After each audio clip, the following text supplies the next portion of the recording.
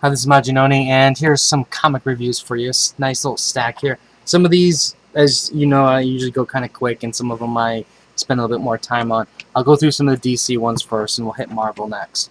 First up is Batman Zero Year number 24. Now this, as you can see, is this supersized issue. And this basically finishes the storyline for the Red Hood, and then you get a little bit of extra for the Riddler. Now, I'm really torn with this because, on one hand, the ending to this book was actually entertaining.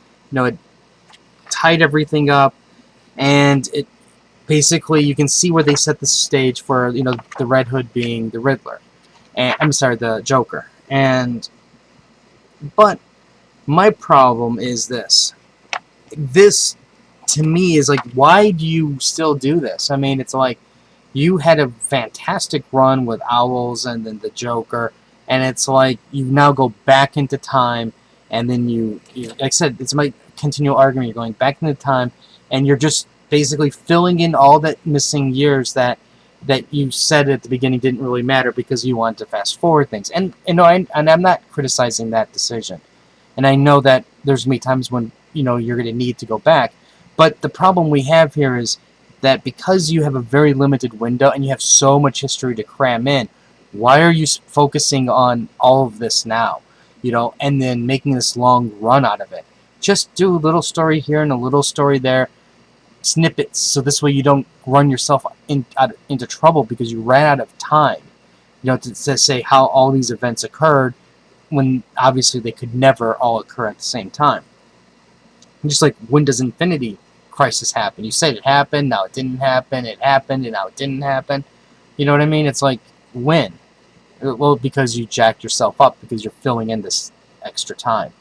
Now, one thing I know some of you guys may not be aware of is in Japan, especially Japan, if a boy, as an example, cuts his hair, shaves his hair off, that is a sign that they committed a wrong and they deeply are regretful for that uh, transgression against somebody that they did.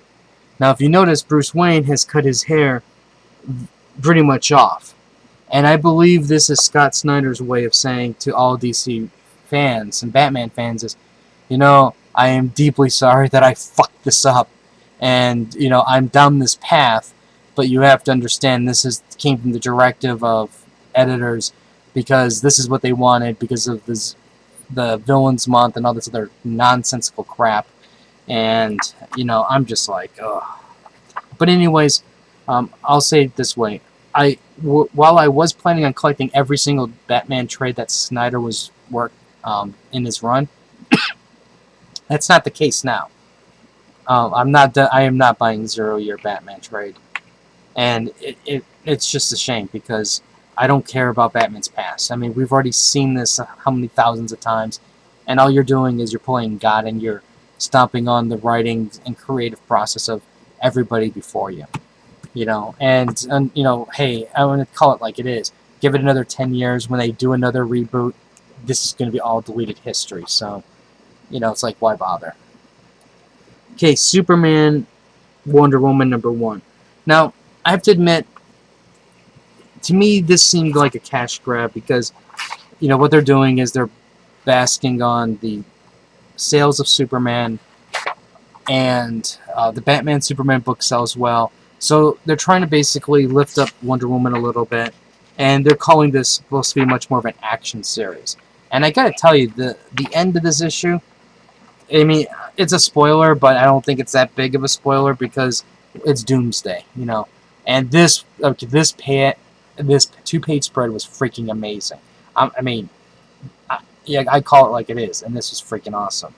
But to me, this is the sad thing, is it's like Doomsday is supposed to be that force of nature that even Superman can't stop. But yet, Doomsday is going to be stopped by Superman and Wonder Woman. Even though everybody knows that technically that's not possible. So to me, I think that really does cheapen this character. It devalues Doomsday. Obviously, they threw Doomsday in here just to increase the sales, #1. and number two because they know that maybe they didn't have anybody else that they could have done that would have given that initial shock value, to generate, oh my god, I gotta buy this now, which is a shame, but um, it's that, I mean, I realize that really is a shame. Now, the good though, even though I'm just harping on it, is I really am enjoying this interaction between Clark and Wonder Woman. We actually are finally seeing how the relationship works, and how Clark wants to keep everything a secret, and Wonder Woman's like, well, let's just make it known that we're dating. So I mean, I really like that part of it, and it shows, like I said, an entirely different side that we normally wouldn't get in the Justice League or in a Superman or Wonder Woman book because there just isn't enough time for it. So for that, I mean, I'm definitely going to keep getting this for a while yet. I don't know how long I'm going to get it for, but as long as it's action packed, to me that's all that matters. Just throw out the villains. Granted, Darkseid. I mean, sorry, not Darkseid, but Doomsday. To me, it's cheapening, but who doesn't want to see this knockdown fight? So, excuse me. I understand full well what they did, why they did it, and I'm just going to be stupid and buy it anyways because I just want to see fighting. Okay, Arkham War. Okay, what we have here is all of Batman's villains are going to fight over Gotham. You have Blackgate with Bane and the Penguin and Arkham Asylum. And all this is doing really here is just setting the stage, re-explaining who's on whose side type thing, giving you a nice little overview of what the climate is like.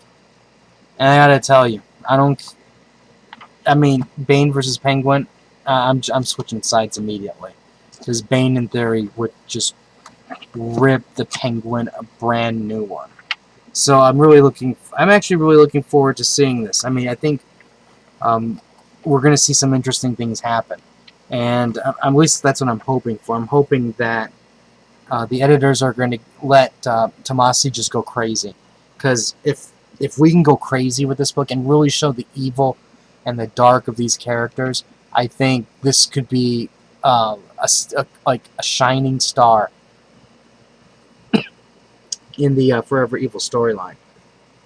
And also, Scott Eaton's art was pretty good too. So I think overall, I mean, for $2.99, this is definitely one of the buys to get. I would definitely get this over that 18-chapter monstrosity that they're going to make you spy just to find Constantine trying to find the heroes and make us read books that we're not buying, just to find that out. Ugh. Anyways, Ultimate Comics X-Men. Horrible. To me, this just reads like a fan fiction. I mean, they're trying to make this big war happen, but they can't make this big war happen and make it big and meaningful because of hunger and cataclysm. So we're just going through the motions just until this book ends, or until cataclysm comes, and I'm just like, ridiculous. I really should just drop it. Thor God of Thunder, this was freaking amazing. It was just like this home run of incredible God action. Now, by that I mean, it really puts you into this world. And it even takes it to the point of where basically they have to get like a group of characters together to hunt down the evil Dark Elf. And this part here kind of felt like a little Lord of the Ring-ish. But other than that, I really enjoyed this. The art is just great. The story is great. It's got some nice violence. And on top of the violence, there's a little bit of craziness at the last page. And when you let this entire book sink in, you just go, Aaron, I mean, while this may not be the God Killer storyline or the God Bomb or anything like that, this is on its own path of glory. And this is another one of those titles that I'm really looking forward to reading. They're making Thor the badass that he normally should be. They're not cheapening the character. They're keeping him more closer to the lore that he should be having. And it's very enjoyable. And if you're not buying this, I just keep saying this. You need to buy it. I mean, understand. I don't put this as the book of the month or the good book of the week type thing too often. But I gotta tell you, out of 14 issues, Aaron has pretty much hit home runs on almost every issue. It's a solid read, solid entertainment, and this is actually a rarity in today's comic environment where you have a lot of inconsistency, and this has consistently been a great story. Avengers Arena. I'm not going to really spend too much time with this one, other than looks like it's getting near its ending soon, and they're getting to the point where they're all starting to kill each other, and I still try to figure out why are they all killing each other instead of trying to figure out a way to kill Arcade. But I don't know. We'll see where this thing goes. I really want to know how this is going to connect to the Hunt and the Inhumanity, but we'll see. I have to admit, it's a lot more entertaining than I thought it was going to be, and in a way, if anything, it's like a weird psychological study of what people would do in a very difficult situation like this, even though it's not really intended as that, because everybody, the full intent is just kill everybody. Captain America. Okay, we're starting to move into the Nuke storyline, and the thing here is, this is something that you rarely see. You see Captain America starting to show his emotions, and he's crying about what happened to him, and even though I'm just kind of saying it like he's being a wuss, I understand he went through some pretty traumatic times, and it's not like it's like a double loss, and not only is it a double loss, it's like how much time did he spend there type thing.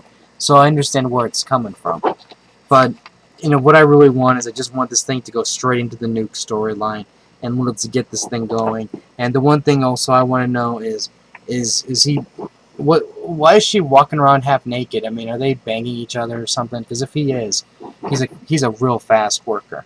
But other than that, this is one of those books I can't really say, yeah, definitely get it, you're going to really enjoy it. Because it's in this really weird place where, Remender's doing a good job, but I can tell right from the beginning, this is not going to be one of those books that's going to appeal to everybody. You're really going to have to sit down and have the patience to read it. It's not like X Factor, X Force, where you just sat down and boom, it was a go right from the beginning. This is a lot slower. To me, I think there's a lot, at least based on the first 11 issues, there's been a lot more misses along the way than there have been like strong issues. And if anything, it's a really weird journey that he's taking Captain America on. And for me, that's what's appealing to me, is this is a Captain America that we normally don't see. We're seeing, Captain America going through very tough times. And if anything, I want to see how he's going to come out of it. And for me, that's part of the appeal to this. And but we'll see how this thing holds out over time. And let me get you some codes.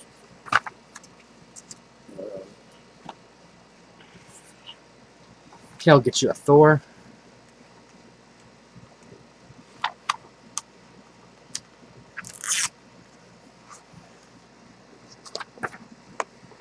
Oops.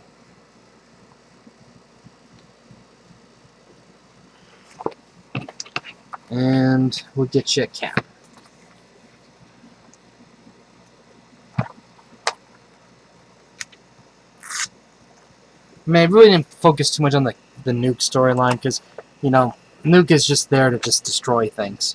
And while there's something going on with Nuke where he's obviously being manipulated, we'll cover that probably in the next chapter. And there we go. Anyways, if you have any comments or questions, let me know. Rate the video. Crunchyroll anime reviews, Facebook. I'll have more reviews later. So until next time.